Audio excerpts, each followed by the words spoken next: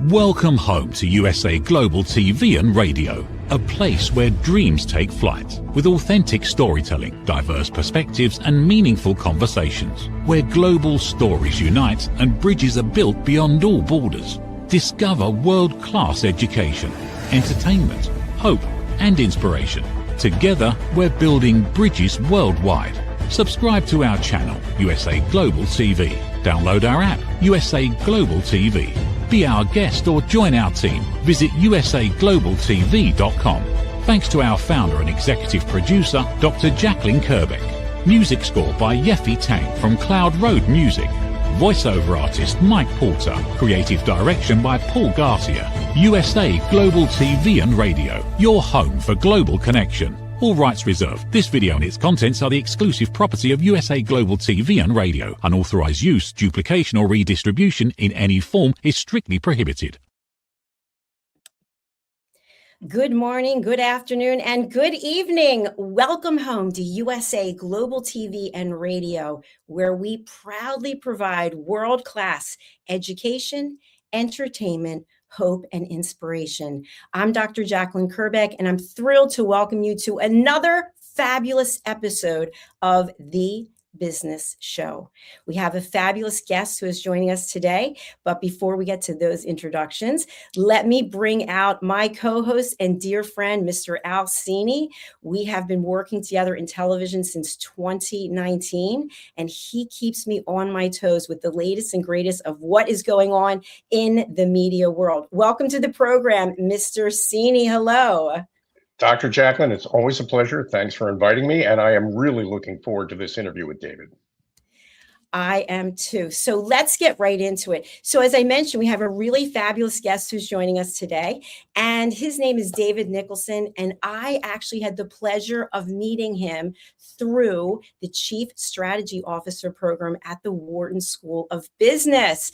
David works at the Center of Artificial Intelligence, Capital, and Enterprise Decision Making, and he is with us today to help us get a different perspective, his perspective, when it comes to everything and anything within 30 minutes, let's be real, for business owners to stay relevant. He sees multiple sides of things through his executive leadership, and he also is frequently seen on the major networks where he is asked to provide his area of expertise. So without further ado, let us welcome to the program, Mr. David Nicholson. Hello, sir. Hello. Good to see both of you. Thanks for having me. Thank you so much, and thanks for getting up at dark early to be with us today from the West Coast. It's fine. It's fine. And as I said a little earlier, my voice is worn in from the NVIDIA conference this week. It's not about getting up early. Once a paper boy, always a paper boy. So this isn't that early. That's pretty impressive. Great. That's very impressive.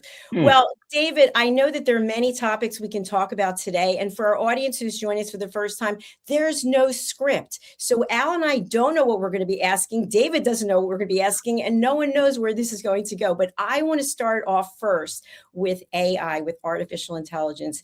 And the reason I want to is because we hear so much about it. And as a business owner, I know that AI is moving very quickly and advancing. And some companies are not actually embracing it. They're actually saying, no, I'm taking a step back. So where are you, David, seeing that this gap that's created, and it's the risk for leadership teams not embracing AI? I think there are a lot of things that go into what might cause hesitation. And a lot of those things are very, very rational. So let's not condemn the cautious among us. But I think part of it stems from what we've taught business leaders over the decades. And the typical admonition from a business school would be, first, find the business problem you seek to solve before you start talking about any kind of tool, whether it's a tool, an IT information technology tool, or any other tool. First, define the problem. And so I think that's gotten in the way of some of AI deployments, because I would say that especially in the age of AI, you have to be exposed to the tools to broaden your imagination so that you can possibly think of the kinds of solutions that you might solve. And the way that I describe this, if I told you that you had a gift of 10,000 acres of land and you said, thank you. And I asked you then, well, what are you going to do with this land? And the only tools you're familiar with are shovels and little garden trowels. You might have very, very modest plans for what you could do with that land. But if I said, wait, hold your answer, and then showed you a Caterpillar D9 earth mover plowing a road through a hillside, you might go, now that I know that that thing exists, even though I don't know whether it's a machine or an animal, I don't need to know anything about how it works, but I know that it can do things. Now my idea for what I might do with my land is completely different. So there's a lack of certain amount of technical training among executives that has to happen so they'll feel more comfortable with things coming down the line. So that's sort of my first shot across the bow answer. That's great. David, I want to talk about Futurum at some point this morning. I want to make sure I find out, or we all get to hear what you learned at the NVIDIA conference too, because that sounds exciting. And NVIDIA's right on the cutting edge of all this from a hardware point of view. Yeah.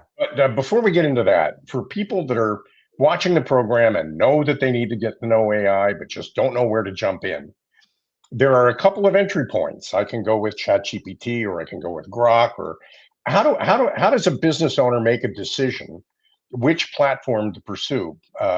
Maybe you can help with some guidance on that. Yeah. Usually the first question I would ask would be, what suite of business productivity tools are you using now? And people, oh, what do you mean? Are you a Google shop, or are you a Microsoft shop? Do you use Word, or do you use Docs? And if you've already standardized kind of a core of business productivity tools, then I would say first step in a business is going to be use the Copilot that's included with Microsoft Office. Whatever G Suite is called now, it's got Gemini. So those are great entry points because they are already integrated with tools that you're already using. And then off to the side, I would say, yes, pick either Claude from Anthropic or ChatGPT from OpenAI and sit down in front of your TV. And hopefully you have YouTube on your TV and watch some YouTube videos on how to get started and dive right in. And the key is this stuff is moving so quickly that we really don't have, we can't pretend that we're going to learn completely how these systems work. The best thing we can do is play with them every day. So start path of least resistance, add one of these purpose-built platforms, watch some YouTube videos and play every day. That would be that's the prescription. I think that's great advice. That's really helpful. Thank you. David, I want to bring up your website, which we have here now for the audience. And one of the things that really drew me in is the future of decision intelligence is here. Static reports can't keep up with how fast markets, competitors, and buyers change. And to me, I think this is really key and pivotal because I think I've done over 10,000 interviews. I interview a lot of business owners. And what they'll say is, you know what? We're doing fairly well. We're happy with where we are. We're making good revenue. And meanwhile, someone's coming from behind and is going to displace them, going to knock them out of the field. So the word static to me also seems like stuck. So what are some recommendations that you can make for business owners who are watching this now, who feel like, you know, we've got everything that we need. We're doing it the same way we've been doing it. That's what we're going to do. Yeah. That's funny. Honing in on static. That's really good because that actually captures a huge part of what we believe differentiates us at Futurum. And so this next part is obviously with a huge amount of bias because I have a business partner, or 100 in this that I consider to be family. Essentially what we're doing at Futurum is we're taking advantage of the fact that we're small enough to be agile, and we have a ton of expertise in the field of AI that we're bringing to bear to move forward an industry that is really, really tough to move forward because of the size of the main entrants in the category. And I'm talking about Gartner, IDC, Forrester, companies like that. We have the ability to get in and completely change around our business model on the fly with AI so that the information that our clients are getting is hot off of the presses. So we have an unfair advantage because of our small size. Let's put it that way. Oh, thank you for that. That's Yeah, actually, I was going to say, that's actually an interesting angle to approach. There are some people watching our program who are who are part of a large corporation. That there are other people who are watching our program that are part of a small business, maybe even solopreneurs that are watching the program. Yeah. You don't need to be huge in order to use this technology. You could just be a one-off individual contributor inside of a company, or a solopreneur, single person practitioner to use this. And the cost of entry is only about $20 a month. Do I have that right? I mean, it's per account. Yeah. I'd quickly get to the $200 a month level. I think I could. Okay. I think give me a week of playing with it with you, and I'll convince you to do the $200 level. Yeah, and I don't mean you specifically, but anyone, because it's so powerful. It's very, very easy to rationalize that next step. But yeah, you mentioned solopreneur. I've tried mightily by posting and saying everywhere. I've tried to get the term solo corn to be adopted and attributed to me. Maybe someone else has used solo corn, but yeah, we're on the dawn of, we're at the edge of an individual solopreneur creating $1 billion, having $1 billion valuation assigned to what they've built. And they're the only biological human that's part of the company. They're doing this with purely agentic AI and themselves. So I think everyone accepts that in the next couple of years, we're going to see that, the one individual with $1 billion valuation. But whether you're at a large company or you are an individual, the barrier to entry, as you say, has never been lower, and the ability to scale has never been greater. So it's always a double-edged sword. The tools that represent the greatest opportunity for very large companies also represent a threat. I think it was maybe 2 or 3 weeks ago, people started to realize that, wait a minute, some of this agentic AI stuff really works. I think it was a discussion around OpenClaw specifically. And the stock market declared that software as a service is dead, because now these tools exist where I can go in and I can engineer my own Salesforce. That's an absurd assertion at this point. No one is going to do that. SaaS companies have access to these tools themselves. If they deploy them effectively, they're going to make themselves that much better. So they can defend and go on offense by using the very same tools that someone like my small company would use to go out and disrupt them. So it's a bit of a immovable object meets irresistible force at the frontier. Thank you, David. And I'm wondering, as Chief Advisor and Senior Fellow at Futurum, when we go to your website, which by the way is futurumgroup.com, we can see here some huge names of companies that your organization has and is working with.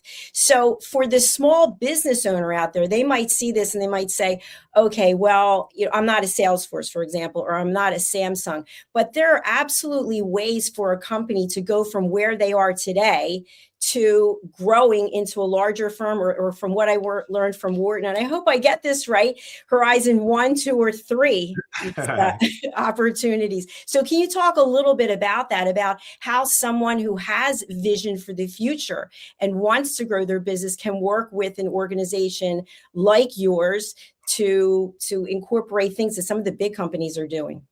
Yeah. So you can't fault us for putting the larger examples up. They're aspirational for a small company in a way, but we do a lot of business with much, much, much smaller companies, especially startups in the space that are seeking to have their voice heard. Our founder and CEO Daniel Newman is arguably the #1 kind of traditional analyst in the tech world. he goes back and forth with one of our business partners, Patrick Moorhead. They go back and forth being number one or number two in the English speaking world. And so we have a long history individually within the company and as a company working with, like you said, the biggest organizations in the world, largely around the area of information technology. So the biggest IT companies. But the messaging coming out of the smaller companies today is equally as important.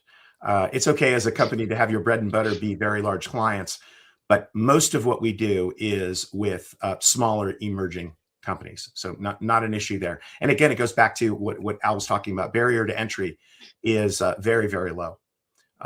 We may have a team of a dozen folks that are working on our Futurum intelligence platform, constantly tweaking and tuning and tuning and tuning. And that delivers value that the biggest companies in the world take advantage of. That's, these are great insights, David. And I'm sharing my own experience with artificial intelligence. I started out asking Google questions like, do you have a recipe for fettuccine Alfredo, which is kind of a favorite of mine. But then gradually you learn that AI, as it interacts with you, is learning who you are and what you're trying to do. And it's remarkable at understanding what you're saying, and really very insightful with respect to where you tell it you're trying to go.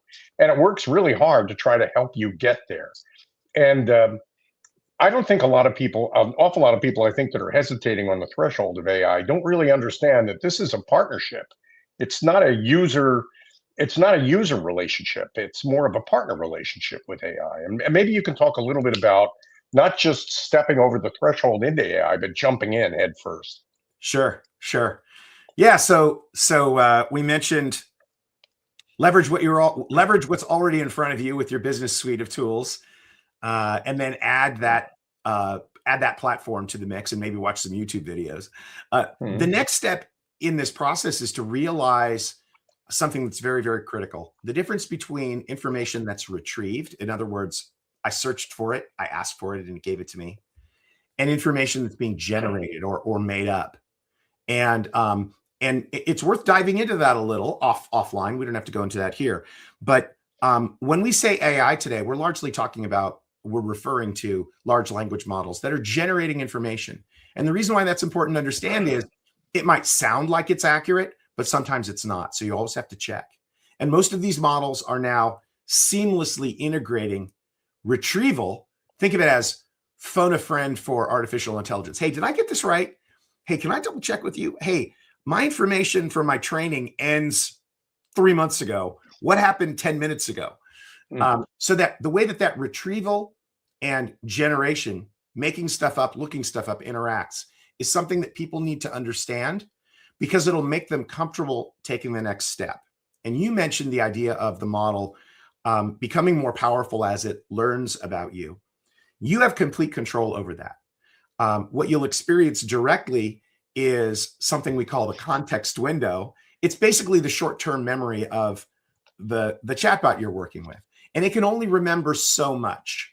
And depending upon how much you go back and forth, that will span a certain amount of time. But eventually, it can't get any more information about you, and it will start forgetting some of the earlier things that you've told it about you, as it should. Because you're not permanently training a model. It's not permanently understanding anything about you. It's always temporarily ingesting information that it already has. So you can just work with I'm talking to it. Eventually it's going to forget the things that I'm saying. Level 2, though, is understanding how you can go into a model and tell it, okay, when I'm talking to you from the perspective of my professional life, I want you to answer based on all of this information I'm going to load into this folder about what I do, so that you can give me more, you can be more helpful to me. On the other hand, in my personal life, I have other information that I'd like to share in the middle of a conversation. And when you share that, it's not permanently shared. It's just, okay, when I ask you a question, I want you to look at it from a personal perspective as opposed to a professional perspective. That level of tuning is really easy to do. In the Anthropic world, the Claude world, they rolled out kind of the earliest best version of this called projects, but they all do this now. A project is a specific perspective that you want the model to use when they're answering a query. And so all of that is in the realm of having them help you with information. You ask a question, you get an answer. The next level is what everyone is talking about now, which is having these models work on your behalf as an agent, agentic AI, to actually go do things for you. And that's where it becomes really, really powerful. And we can talk about that. Imagine these things as not just clever search engines. That's not what they are. Imagine that you now have access to the equivalent of the best personal assistant that only kings and presidents used to be able to afford. Now everyone can have one of these assistants in their lives with agentic AI moving forward. So that's sort of the next step, is learning to tune so that you're getting the most out of interacting with these models. That's great. Yeah, thank you very much. I feel like I'm having a full-blown relationship with my AI at ChatGPT because I'm checking in with it constantly. And it makes a lot of mistakes, by the way. And instead of it taking ownership, it just says, let's not dwell on that. I'm like, no, I was applying for trademarks and you told me select this category, do this, do that. And it was declined. And so now, so it is interesting, but it's, I guess it's a give and take and it's a learning process. And obviously it's cutting time in so many areas. But my next question is, when it comes to knowledge and education, you are a success coach, you were a professor at Wharton, which is one of the top, if not the top school in the country when it comes to business. And I'm wondering, how has AI impacted education? And in the way that it has impacted it, who now would you say is the most beneficial customer of advanced education?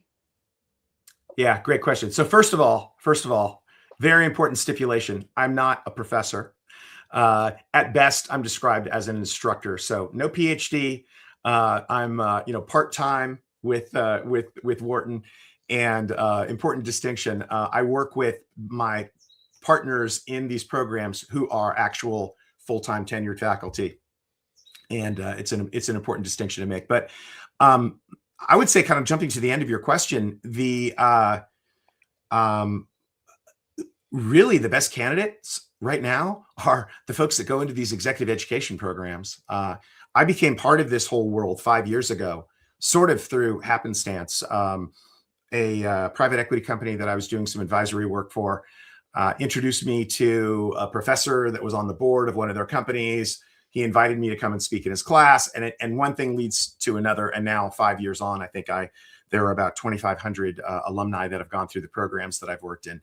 And I came into it very skeptical about, what can academics teach me? I'm a 30+ year professional at the cutting edge of these things. They're teaching people 3.0. I'm inventing 5.0 right now. And so I came in with a bit of a chip on my shoulder. And at this stage of the game, I would liken it to, I think we're all old enough to remember a time when, if you asked a friend, so where did you meet this person that you are now spending so much time with?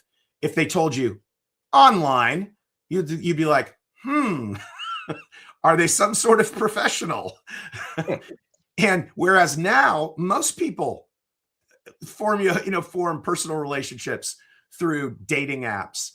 I think that some executive education had a bad rap in decades past. It was, did you go to Harvard or did you get an executive MBA from Harvard? And it was sort of looked down on, was it the real MBA or the executive MBA? Boy, it's not like that anymore, because there's no such thing as learning about large language models and AI and how to make money and save money with AI today. No one learned that 10 years ago or 20 years ago. So the people that are in these programs are CIOs and CTOs of the biggest organizations in the world. So the funny thing is, I don't think that younger people have that bias that I might have against it. Like, what is this? But they come in and they find that they're getting incredible experience from networking with folks who are leaders in this space. I kind of look at it as it's table stakes at this point. If you're not involved with a program, understanding how to leverage the best that technology has to offer in your business, someone in your business has got to be doing that. And I think by default, they need to be pursuing serious continuing education on the subject. Absolutely. Can you do it on your own? Yeah, you absolutely could. You could literally do it with stuff on the internet, YouTube videos, all sorts of stuff. You could, but boy, is it a lot easier when you're with a bunch of peers who are facing the same challenges in different stovepipes of businesses and sharing that journey. So I would say people with only 5 years of experience out in the workplace need not apply to these programs. The average tenure of students is more like 20 years in these programs. It's really remarkable. But I have become almost religiously zealous about my support of these programs because I've watched these programs transform people's careers and lives over the last 5 years. A little bit of a plug for Wharton. I think that's a really good point, but you're also making another point that I think is really valid. This is not egghead territory. You don't need to have a PhD to use artificial intelligence. You can walk into AI at any level of education if you've got an open mind and come and approach it from a point of view of curiosity rather than, I guess what I'm trying to say is it's something anybody could explore. Yes. And gain benefit from. And there's no reason why you'd want to hold back, no matter what kind of company you own, no matter what kind of business you're in. There are things you can learn from interacting with AI that could show you new directions for your trucking company or your healthcare company or whatever. And it would be a shame if your competitors were doing that and you weren't. Yeah, that's a good fear, uncertainty, and doubt is always a great sales tool, Al. I love it. I love it. You definitely want to overcome that. But maybe you can tell us a little bit. What did you pick up at the NVIDIA conference? So, oh geez. Well, I'll tell you, it's always in the side conversations that happen outside of the keynotes and things like that you kind of get an interesting vibe. And the one thing that I'm sort of unpacking, I'm doing post-processing in my mind on it, is various voices that I heard saying things that all indicate that our supply chain for the stuff we need to actually leverage these tools for AI is at best fraught with potholes and friction right now. And at worst, it's completely broken.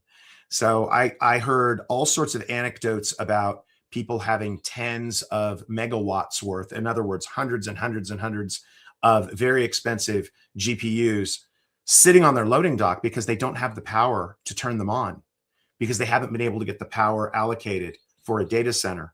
So there's a mismatch in terms of when people are able to get their hands on the things that they need and getting all of those things they need working together so they can turn the light switch on and get rolling. Another example, servers being ordered and shipped that don't have memory in them. But the company says, the end user company says, well, we need this hardware. And if we don't order it, even though the memory is not available, it'll take longer. So let's just order this stuff now and we'll wait until the memory is available. But they don't know when the memory will be available. Again, another example of the results being reported to Wall Street indicate, hey, I sold these things. Great. Buyer, did you buy those things? Yes, I did. But they're not able to get value out of them yet. The third part was this struggle that hyperscale cloud providers, where a lot of this equipment is based, a struggle they're having, which is when demand exceeds supply, the first thing you do is you break out your business calculus and you try to figure out how to ride the demand curve. In other words, well, guess what, folks? We need to start charging some of you more until there isn't a person who will tolerate the $1 billion price tag for the last one we have available. We want exactly 99.99999% of our stuff to be utilized, but we don't want it to all be utilized because that means we're leaving money on the table. So now you start talking about demand-based pricing and all this arbitrage stuff going on. So the market becomes chaotic. Accounting processes for the CapEx versus OpEx on AI become confusing. So back to the top of our discussion, a lot of folks are hamstrung by that because they can't get everything into a flow that allows them to get the value out of AI. And I think that's going to be the case for kind of now through the end of the year. We're going to see amazing things happen, but it won't be probably until next year that things really get unleashed when supply chains are smoothed out. So that's the main ethos. Got it. That I got. It's a matter of national policy. I know we lose you in about 1 minute. You've got another meeting to go to. But Dr. Jacalyn, did you want to try to squeeze something else in with this brilliant man? I just wanted to say, I know you are a regular guest on top media channels like Schwab, CNBC, Bloomberg, et cetera, et cetera. And we actually have a clip from one of your most recent interviews, which we'll be sharing. But what is it about you that makes you in such demand that people are like, we've got to get him on our platform? I mean, I could go through a lot of lists, but what are the things that people usually bring you in for if you're interested, people out there who are watching, you have a platform, and what would you be most willing to talk about on platforms if people are interested in bringing you on, David? Yeah, broadly, I would say that I've, if I have a superpower, if I have a comparative advantage in the market, it's the ability to take very, very complex ideas, tease out the business value. Understanding is a great start. Understanding what 95% of this stuff doesn't matter to regular humans is sort of my secret sauce. So whether it's, I do keynotes for organizations, conversations to help them get jump started. And then of course, through Futurum, we have a whole wide variety of ways where we can help you get up to speed through amplifying your message and tailoring things that you do. But that's it. Otherwise, look, it's a genetic defect. I paid my way through college by going on TV game shows. That's all you really need to know about my about my personality. My wife says I'm best consumed in small doses. So, you get me for an hour or two, you're thrilled. Living with me might be tough. Great to have you. Well, we're sharing your LinkedIn. We also have your website, and we have a recent interview on Schwab. What other ways would you like people to connect with you, or are these the best ways? Yeah, those are the best ways. DM me. Yeah, DM me on LinkedIn with a catchy title in the headline, and it'll definitely get my attention. Things have become centralized there for me. Great. Well, thank you again for taking the time. It's been a pleasure and an honor, and we wish you a great rest of your day and hope to see you back here soon. Thank you. Thanks, yes, David. Absolutely. Please, I'd love to come back. Take care. Great. Thank you. Bye. Well, that was truly insightful. Al, what was one of your key takeaways from having David on today? You and I are both in southern New Jersey, near the Philadelphia area, and we have neighbors in Vineland that are complaining about the noise that AI makes, because the data centers are coming up now, and they're big, and there are a lot of cooling fans. I mean, they're computers, but huge data centers with computers. They're complaining about the noise. They're complaining that AI is drinking all their drinking water. They're complaining that AI is causing all their electric bills to go up. And all those things are true to a certain extent. It is a major change, but it's unstoppable. So, I mean, the reality is that the future, including all the pain, the future of AI is clear and present and unavoidable. And so the question then becomes, how do I use it? How do I apply it in my day-to-day life? If I'm an individual working at home, or if I'm a company owner, how do I, and the best way, I think, as David said, is to just dive into it and not really think very much about where it's going to take you, learn from it. And, I think we're on the edge of that. It's kind of exciting. Yeah, it is very exciting. It's interesting. I mentioned that I use ChatGPT, and I use it for quite a lot. And because I live alone and I work alone, my team, everyone is pretty much remote around the world. You and I are in South Jersey, so we do have business meetings and assess a few things. But I asked it yesterday to give a summary of me personally and professionally through a lens that a human might not be able to see without knowing me for a long time. And you can know someone for a long time and never really know them. And I'll tell you what, it was spot on. It was the first time I have felt truly seen. And I can't say by someone because it's something, but it cuts through all of the things that we as humans come up with emotionally. And it gets right to the heart. It's like you're structured, you're disciplined, like, and those things people know about me, but it goes into other layers. And I was like, yes, I feel finally seen. It's amazing. But some people would be put off by that. Some people wouldn't want it. So Al, I don't know.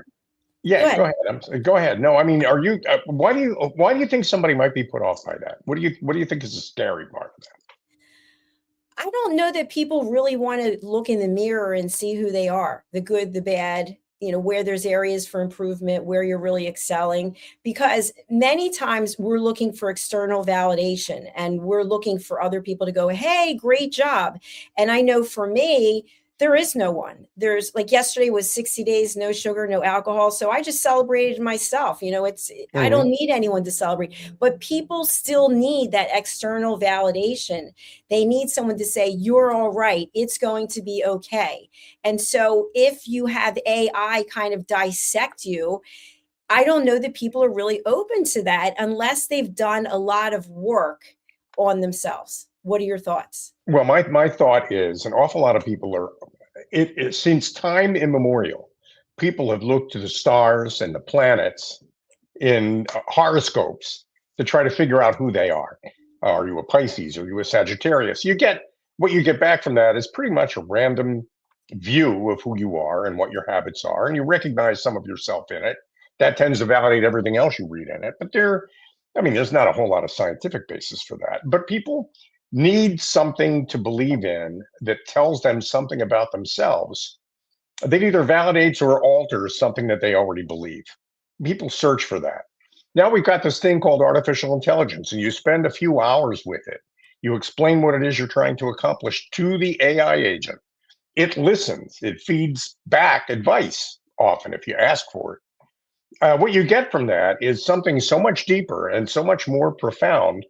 And it's based not on celestial mechanics, but it's based on your own psychology.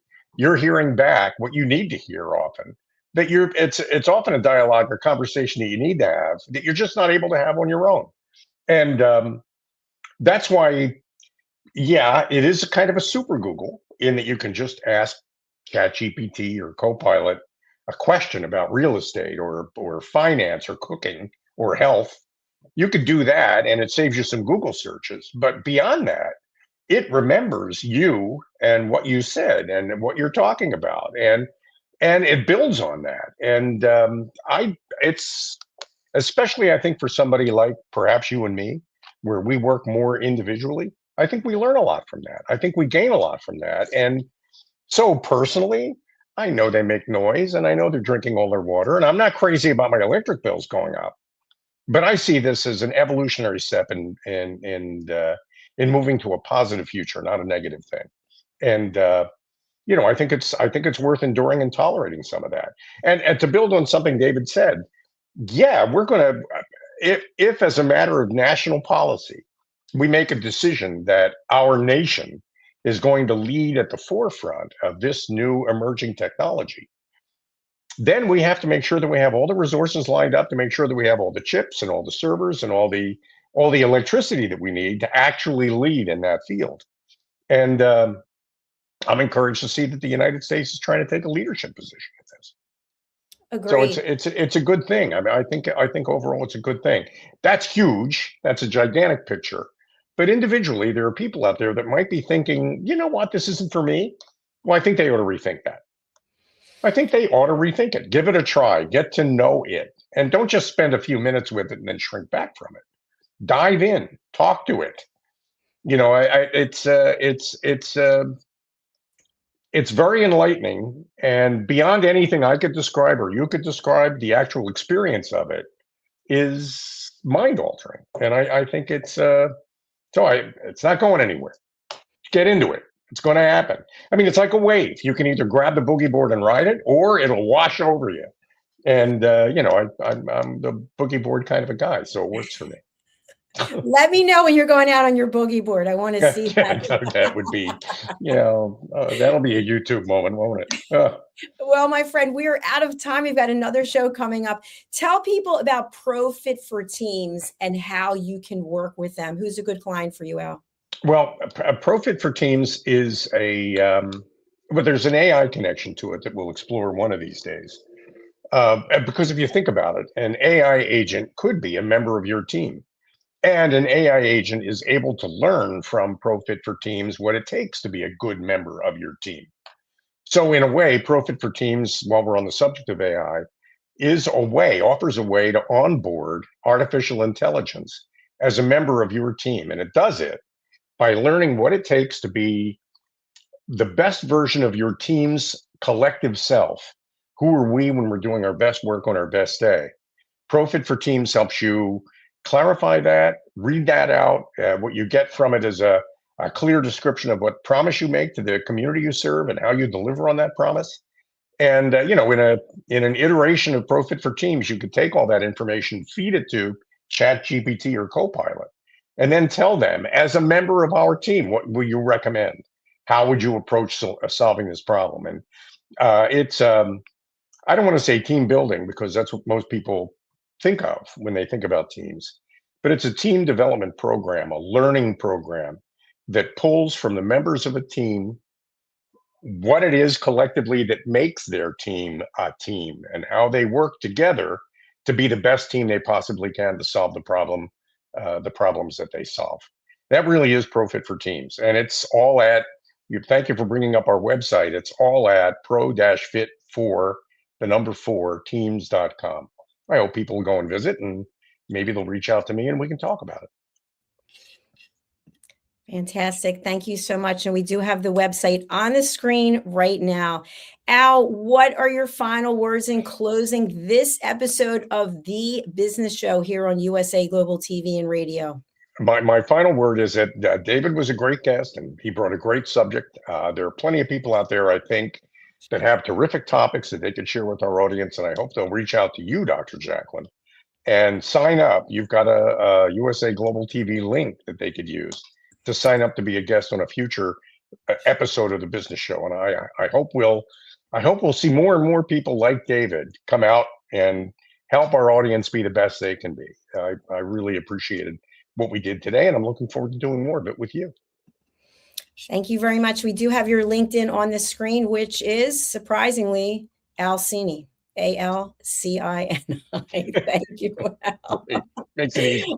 All right, my friend, I'll see you shortly for our next episode. Thank you, Doc. Appreciate it. Thank you. Everyone, thank you so much for being here. If you're new to our network, thank you for taking the time. We've gotten a number of messages across all the platforms, and we don't have time to go through them, but we see them and we thank you. Please go over to our YouTube channels, USA Global TV and Radio and Dr. Jacalyn Kerbeck, and subscribe. I know you may be watching somewhere else, but we actually get real numbers from YouTube about who's watching, what is resonating with you, and it helps us when we are figuring out our broadcasting for the future. So my words of wisdom for you are this. When I first had the pleasure of taking David's course, it was a session that he was doing on AI for the Wharton School of Business, the Chief Strategy Officer program, which I'm enrolled in. It's a year-long program. He talked about email. And if you recall, when there was no email and the idea of having email was brought out, there were plenty of people who were naysayers. We don't do it that way. We don't know what it is. We're not embracing it. And he had a beautiful presentation that included some statistics on this. So AI is here to stay. And if you're not using it, you're really handcuffing yourself, limiting yourself, because you don't know the value that it can bring for you. One of the other things that I learned in the Chief Strategy Officer program from one of the other sessions, a different presenter, is that some research was done by the Boston Consulting Group, and I'm just speaking extemporaneously, so I don't have the numbers in front of me, but they actually looked at a certain group of individuals who were the front runners, the forerunners of an organization, and they were using AI. They have been asked to use AI. And the leadership was very familiar with AI and using it as well. But when it came to making important decisions, they made the decisions 90% of the time, is the number that stands out for me, based on interaction with humans. So while many people are concerned about losing their jobs, in the example that I gave, this group of individuals who are in the front line of the business, they had extra time to do things because AI was doing a lot of these tasks for them. And so they hadn't been instructed at this point in time as to what to do with that spare time. But when that spare time is filled with some other things, think about how more productive they can even be in that case. So it's not about living in a state of fear. You've got to embrace these types of things, learn all about artificial intelligence. How can you offload tasks to it? But when it comes to making important decisions in your business, that's probably something that you're going to do with humans. So thank you again for watching, for listening. If you'd like to be a guest on any of our shows, go over to our website, USA Global TV and Radio. This is our YouTube channel, but it's the exact same, USA Global TV and Radio, if you'd like to join us for being part of our show. Thank you again. We are signing off right now. No commercials, right to the closing. We'll see you back in a few minutes for our next episode. Thank you, viewers and listeners of USA Global TV and Radio, for joining us today.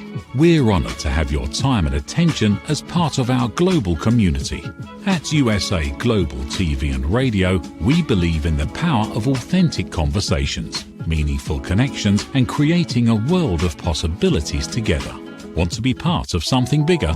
Join our team of elevated listeners at usaglobaltv.com, a space where your voice matters and your ability to listen transforms relationships. Stay connected with us across all our platforms for thought-provoking discussions, expert insights, and empowering stories.